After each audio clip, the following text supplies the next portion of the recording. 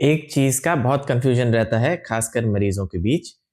कई बार आप जाते हैं एक बीमारी के लिए दिखाने 2 या उससे ज़्यादा लोगों के पास, डॉक्टरों के पास सॉरी, तो उनकी ओपिनियंस अलग होती हैं कई बार और आपको लगता है कि भैया ये सही है, वो सही है, कहीं ये हमें गलत तो नहीं बता रहा, वो हमें गलत तो नहीं बता रहा, कहीं हमें वो गुमराह तो नहीं कर रहे। कई तरीके के आपके मन में विचार आते हैं, कई तरीके के आपके डर रहते हैं।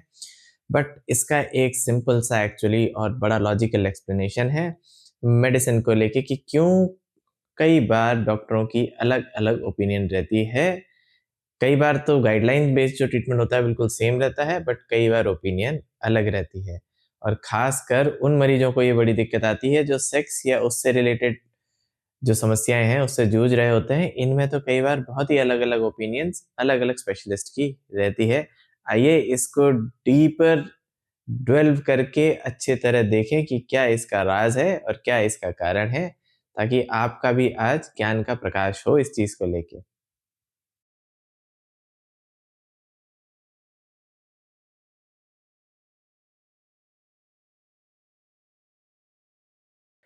सबसे पहले हमें समझना पड़ेगा कि मेडिसिन जो होता है, हालाँकि वो एक साइंस है, बट वो एक्चुअली में एक आर्ट है और इसी वजह से इतने डिफरेंसेस आते हैं। वो मैथ्स नहीं है कि जिसमें कैलकुलेशन हो, सिंपल एक आंसर हो। उसके कई बार अलग-अलग आंसर हो सकते हैं और किस तरीके से वो आर्टिस्ट वो आर्ट बनाता है, उस पे डिपेंड करता है।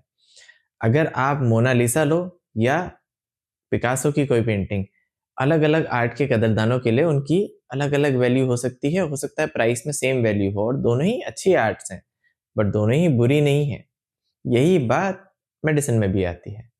अब किस तरीके की उस डॉक्टर की ट्रेनिंग रही है, दोनों डॉक्टरों की ट्रेनिंग अलग हो सकती है, उनका कॉलेज अलग होता है, उनके गुरु अलग रहते हैं और ट्रीटमेंट में हमें एक बात ध्यान देनी होगी कि अल्टीमेटली पेशेंट ठीक हो जाए, ये हमें देखना होता है। और जैसे कि एक शहर को जाने के अलग-अलग राहें हो सकती हैं, वैसे ही उस ट्रीटमेंट के रिज़ल्ट को पहुँचने के भी अलग-अलग ट्रीटमेंट होते हैं। तो भैया आपकी जैसी उस डॉक्टर की ट्रेनिंग रही और जिस तरीके से उसकी सोच बनती है, उसी हिसाब से वो ट्रीटमेंट गाइड करता है और इसीलिए अलग-अलग तरीके के ट्रीटमेंट हो सकते हैं। फॉर एग्ज़ाम्पल अगर कोई ऐसी बीमारी हो जिसमें सर्जरी भी हो सकती है और दवा से भी शायद काम चल सकता है, तो हो सकता है एक डॉक्टर कहे नहीं भैया सीधे ऑपरेट करते हैं और दूसरा कहे नहीं, हम पहले दवा से ट्रायल देते हैं क्योंकि अल्टीमेटली तो पेशेंट को ठीक ही करना है। इंडिया में एक चीज़ और इसमें बहुत ज़्यादा जो रूल करती है वो फाइनेंशियल एस्पेक्ट होता है। तो जो कई बार एम्पैथी हमारे मन में आ जाती है और मरीज की आर्थिक स्थिति को देखते हुए हम ट्रीटमेंट बदल देते हैं कि भैया कहाँ ये इतनी जांच कराएगा या सीधे ऑपरेशन कराएगा, एक बार ही इस मरीज को दवाई का ट्रायल दे देते हैं। या कई बार अरे ये तो बहुत मरीज घबरा रहा है, चलो सीधे ऑपरेशन ही करें, ये ठीक हो जाए, इसे पैसे की भी दिक्कत नहीं है, कोई इसे आर्थिक हानि भी नहीं होगी और ठीक भी जल्दी हो जाएगा। ऐसा भी कई बार सोच हमारे ट्रीटमेंट के नज़रिए को बदल सकती है। लाइक और सब्सक्राइब तो आपने कर ही दिया होगा, बट एक चीज़ हमें देखनी होगी और समझनी होगी कि मेडिकल कॉलेज का भी बहुत बड़ा रोल बनता है। कैसा वो मेडिकल कॉलेज में कल्चर रहा, वर्क कल्चर रहा और उस मेडिकल कॉलेज के अंदर भी उस डिपार्टमेंट का जिसमें वो रहा है डॉक्टर, उसका कैसा कल्चर रहा। अब किसी इंस्टीट्यूट में एकेडमिक इम्पोर्टेंस बहुत दी जाती है, खूब रिसर्च होती है, कुछ पेपर्स होते हैं, बिल्कुल रिसर्च गाइडेड ट्रीटमेंट करना चाहते हैं, तो उस डॉक्टर के ट्रीट करने का तरीका अलग हो सकता है। और किसी और इंस्टीट्यूट में पिन पॉइंट ट्रीटमेंट होता है। हाँ भाई, हमारा गोल है पेशेंट को ट्रीट करना है, जल्दी ट्रीट करना है, तो डॉक्टर का उस तरीके से वो नज़रिया इनकलकेट होता है, उसकी मोल्ड ही वैसी बनती है, वह वैसे ही घड़ा बनता है उस कुम्हार द्वारा और उसमें गुरु का भी बहुत रोल होता है। एक डॉक्टर अपने अंडर न जाने कितने डॉक्टर्स को ट्रेन करता है और जैसी उसकी अप्रोच रही होती है, वैसे ही उसके शिष्य भी जनरली फॉलो करते हैं। यही हो जाता है ट्रीटमेंट के अलग-अलग नज़रिए और अंदाज़ों का। तो हमें ये समझना होगा कि एक्चुअल में कई बार ना ये डॉक्टर गलत होता है, ना वो डॉक्टर। दोनों के ट्रीटमेंट के तरीके अलग होते हैं। इसने अलग दवा लिखी, इसने अलग। अल्टीमेट गोल दोनों का ही आपको ठीक करना है। अब वो आपको जो सूट कर जाए, उस पे भी बहुत ज़्यादा निर्भर करता है। इसका कॉमन एग्ज़ाम्पल हम यूरोलॉजिस्ट की जो बीमारी होती है किडनी स्टोन, उसमें आता है। स्टोन का जो ट्रीटमेंट होता है, आजकल के ज़माने में उसे अ ला कार्टे अप्रोच कहते हैं। क्योंकि एक स्टोन के लिए कई अप्रोचेस होती हैं। उसमें दवाइयाँ भी आप दे सकते हो, उसमें आप ऑपरेशन भी कर सकते हो। बट ऑपरेशन भी अलग-अलग होते हैं। कई बार सिंपल लिथोट्रिप्सी होती है, उसके लिए आप लेज़र से RIRS भी कर सकते हो, छोटा-सा छेद करके दूरबीन से PCNL भी कर सकते हो। अब उसमें डॉक्टर की राय वेरी करेगी। उसके कई चीज़ें हैं। अगर कोई यूरोलॉजिस्ट हो, वो RIRS में या लेज़र सर्जरी में ज़्यादा ट्रेंड हो, तो वो उसे प्रेफ़र करेगा। अगर वो छेद करके ऑपरेशन करने में ज़्यादा ट्रेंड है, तो ऑब्वियसली वो उसको प्रेफ़र करेगा। कई बार उसे लगता है कि नहीं भई दवा से ट्रायल दे देना चाहिए, सेफ लिमिट है, अभी टाइम बचा है, तो उसको भी वो प्रेफ़रेंस दे सकता है। एक्चुअल में ये पेशेंट और डॉक्टर दोनों को मिलके चॉइस बनती है। दवा या सर्जरी के बीच में पेशेंट से डिस्कशन होता है और कौन सी सर्जरी करनी है, उसके फ़ायदे या नुकसान पेशेंट को बताए जाते हैं और कई बार डॉक्टर उस चीज़ पे लीन करता है जिस पे वो ज़्यादा ट्रेंड होता है। जैसे कि फॉर एग्ज़ाम्पल रोबोटिक सर्जरी को आप लें। हर ऑपरेशन रोबोट से करना ज़रूरी नहीं होता। लेकिन जो डॉक्टर रोबोटिक सर्जरी कर रहा होता है, अगर वो कॉम्प्लेक्स सर्जरी रोबोट से कर रहा है, तो उसका हाथ उसमें इतना सेट है, वो सिंपल सर्जरी भी रोबोट से करना चाहेगा। जैसे हम किडनी निकालते हैं दूरबीन से, नेफ्रेक्टमी, अगर वो रोबोट से करो या मैं नॉर्मल लैप्रोस्कोपी से करूँ, आई डोंट थिंक कुछ ज़्यादा टाइम का फ़र्क पड़ता है या पेशेंट आउटकम का फ़र्क पड़ता है। 3 ही छेद होते हैं, 4 या 4 छेद होते हैं ज़्यादा से ज़्यादा, रिकवरी भी बराबर होती है, सब कुछ सेम होता है। बट वही चीज़ अगर पार्शियल नेफ्रेक्टमी हो यानी कि छोटा-सा ट्यूमर निकालना हो, बड़ा किडनी को बचा के, उसमें कई बार रोबोट ज़्यादा हेल्प भी करता है। बट वही फुल नेफ्रेक्टमी में रोबोट खाली खर्चा बढ़ा देता है। तो लेकिन जो रोज़ रोबोटिक सर्जरी कर रहा है, उसे वो पसंद है। अब मैं लैप्रोस्कोपिक सर्जरी कर रहा हूँ, तो वो पसंद है, पेशेंट के लिए दोनों ही ठीक है। तो ये एक चीज़ होती है जो वो डिफरेंस ऑफ ओपिनियंस बताती है। जो ट्रीटमेंट अलग-अलग हैं, वो एक कोई कॉम्पिटिशन की वजह से नहीं होता है, वो एक नॉर्मल वेरिएशन की वजह से होता है। और उसमें एक डॉक्टर का जो कम्फर्ट ज़ोन है, वो अगेन मैं फिर बताता हूँ, उसमें बहुत ज़्यादा रोल प्ले करता है। अब अगर कोई बहुत नामी पुराना सर्जन है जो ओपन सर्जरी के लिए ट्रेंड है बहुत अच्छा, तो वो ओपन सर्जरी करेगा, कुछ गलत नहीं है और वो अच्छे से करेगा क्योंकि अल्टीमेटली जो आउटकम है पेशेंट का वो ज़्यादा डिपेंड करता है रादर देन आप दूरबीन से कर दे रहे हो, रोबोट से कर दे रहे हो या आप ओपन कर दे रहे हो। ये बात हम लोगों ने आगे चल के रियलाइज़ की है और जो भी ज्ञानी डॉक्टर होता है वो इस बात को समझता है कि अल्टीमेट गोल होता है पेशेंट को ठीक करना। ये नहीं कि आपने कैसे सर्जरी की और क्या करी। हाँ, कुछ ऐसी चीज़ ज़रूर होती है जिसमें अब ओपन सर्जरी का उतना रोल नहीं रह गया है या कुछ ट्रीटमेंट्स का उतना रोल नहीं रह गया, वो हमें नहीं करने चाहिए। बट मोस्टली एक डॉक्टर का कम्फर्ट ज़ोन भी डिसीज़न को बनाने में भी हेल्प करता है। अब इसमें अगर साइंटिफिकली देखा जाए तो 3 तरीके की इम्पोर्टेंट बायसेस भी होती हैं। बायस यानी कि एक साइंटिफिक टर्म है कि क्या हो सकता है एक साइकोलॉजी के हिसाब से, क्योंकि डॉक्टर भी एक्चुअल में इंसान ही है। तो एक होती है ईगो बायस। ईगो बायस ये होती है कि कई बार डॉक्टर क्योंकि ज्ञानी इंसान होता है भैया और ज्ञानी इंसान में कई बार ईगो आ सकता है। जैसे कि अर्जुन में भी 1-2 बार अभिमान आ गया था, है ना? कर्ण भी बहुत अच्छा योद्धा था, बट उसे भी अभिमान तो रहा कई बार। तो ऐसे ही डॉक्टर को भी आ सकता है। तो ईगो बायस ये होती है कि अगर डॉक्टर ने डायग्नोसिस बना ली तो उसे लगता है कि नहीं यही सही होनी चाहिए और उससे उसे निकलने में कई बार टाइम लग जाता है। नॉर्मली हो सकता है। ये एक डिफरेंस ओपिनियन का कारण हो जाता है। फिर होती है हाइंडसाइट बायस। ये ऐसा है, इसे इस तरीके से समझें कि सपोज़ एक मरीज़ को एक बीमारी लिख दी किसी ने, तो हम यही सोचते रहते हैं कि यही बीमारी है, यही बीमारी है, यही बीमारी है और हमारा थॉट ब्लॉक हो जाता है और हम उसी के बारे में सोचते रहते हैं और कई बार नए थॉट्स नहीं आ पाते। इसमें एक चीज़ होती है सेकंड ओपिनियन जो कि बहुत अच्छे से काम करती है, कि भैया एक दूसरे डॉक्टर से भी ओपिनियन ले लो। वो आपका तो हेल्प करेगी ही करेगी, जो ओरिजिनल डॉक्टर इलाज कर रहा है उसकी भी मदद करेगी। अरे हाँ, ये भी हो सकता है। It helps many a times. एक कोलिगियल बायस होती है।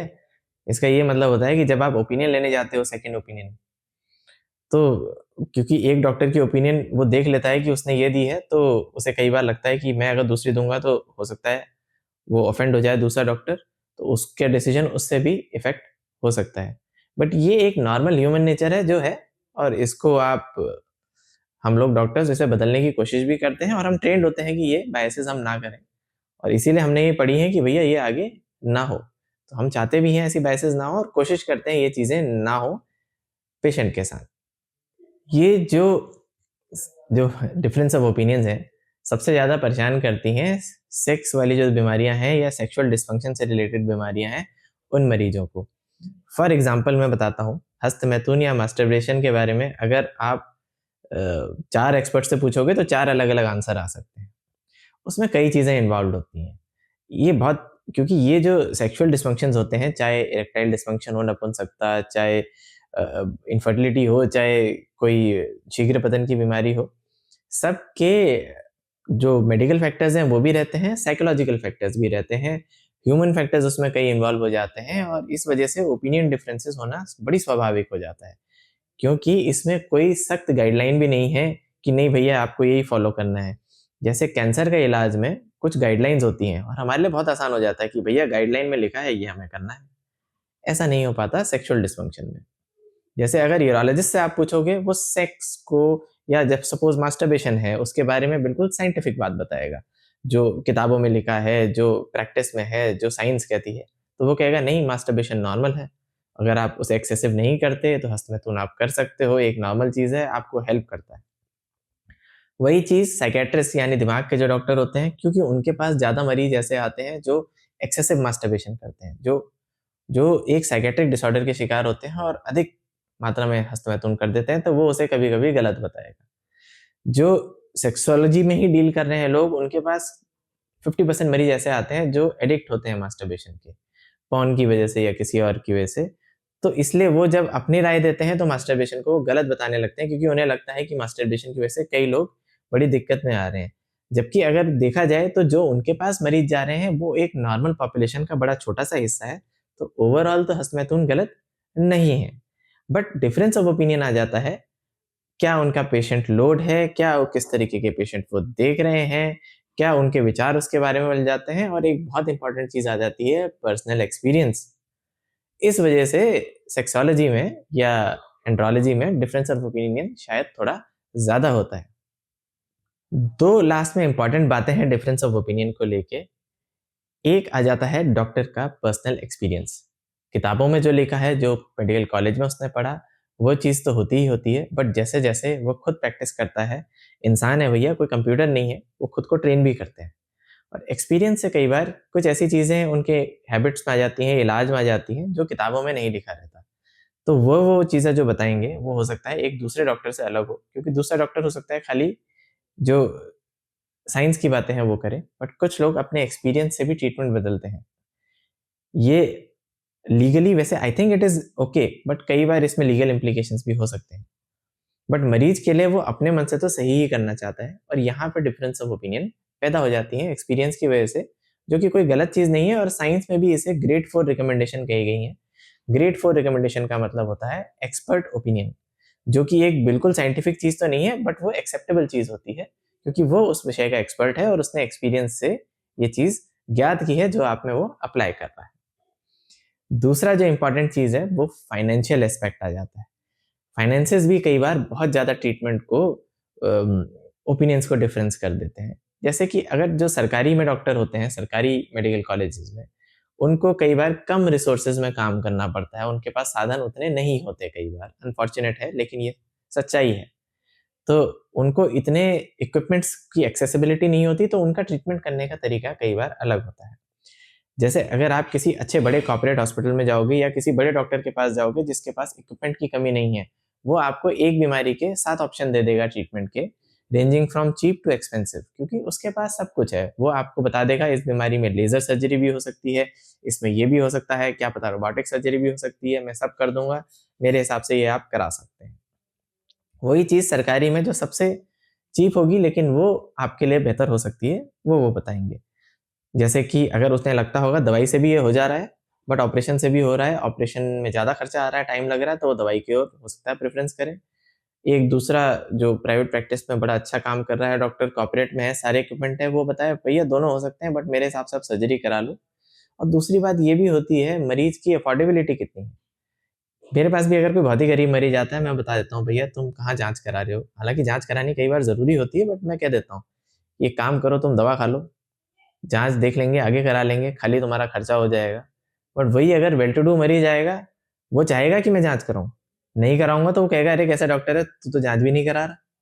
और हो सकता है वो मेरे पे चढ़ जाए कि आपने कैसे जाँच नहीं कराई। तो अगर अच्छा कोई वेल टू डू मरीज़ आता है तो मैं कोशिश करता हूँ उसके सारी जाँचें कराऊँ जो लीगली ज़रूरी हैं, ताकि वो ये ना कहे कि डॉक्टर साहब ने कोई चीज़ मिस कर दी। बट अगेन एक गरीब मरीज़ के लिए मैं अपने एक्सपीरियंस से देखता हूँ कि भैया ये वो बीमारी मुझे लग रही है इसमें, ये होने के चांस है, इसकी मैं अभी सारी जाँचें नहीं कराता, इसको मैं अभी ये दवा देता हूँ और फिर देखते हैं आगे, अगर ज़रूरत होगी तब करवा लेंगे। तो ये कई बार डिफरेंस ऑफ ओपिनियन इंडिया में फाइनेंसेस भी लाते हैं, क्योंकि not everything is covered by insurance और मरीज की पॉकेट भी हमें देखनी पड़ती है। अब ज़बरदस्ती अगर मैं मरीज को चाहे ज़रूरत भी हो, तो महंगी वाली जाँचें अगर लिख दूँगा, वो करा ही नहीं पाएगा बेचारा, कहाँ मेरे से इलाज करा पाएगा। ये भी शायद हमें देखना पड़ता है कहीं न कहीं, एक डॉक्टर को, उसको इनकल्केट करना पड़ता है और ये चीज़ हम एक्चुअली में कॉलेज में नहीं पढ़ते, ये हमें प्रैक्टिस से पता चलती है। तो आज हमने सीखा कि मेडिसिन जो है वो ब्लैक एंड व्हाइट नहीं है, वो ग्रे है, डिफरेंट शेड्स ऑफ ग्रे। यानी कि आप डिफरेंट ओपिनियन रख सकते हो और वो ओपिनियन सही होती हैं एक्चुअली, बट इम्पॉर्टेंट चीज़ ये है कि आपको कौन सी ओपिनियन सूट कर रही है। तो आप हर चीज़ के लिए सेकंड ओपिनियन ले सकते हो।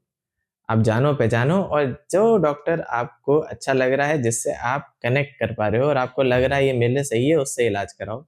क्यों? क्योंकि इलाज तो शायद दोनों डॉक्टर सही कर रहे हैं, बट आपका जब मन मानेगा कि हाँ भैया ये सही इलाज हो रहा है, तभी आप ठीक होगे। इस बात को आपको समझना पड़ेगा, mind is a very good healer. जब आपके मरीज़ के अंदर ही कॉन्फिडेंस होता है, हाँ मैं ठीक हो जाऊँगा, तो वो ज़रूर ठीक होता है। लेकिन अगर मरीज़ में ही कॉन्फिडेंस नहीं होगा, कैसे ठीक होगा भई? एक खुश मरीज़ ही ठीक होता है। खुश मरीज़ इज़ द बेस्ट मरीज़। तो ये था आज का ज्ञान। आशा है आपको पसंद आए। लाइक और सब्सक्राइब करें। Thank you.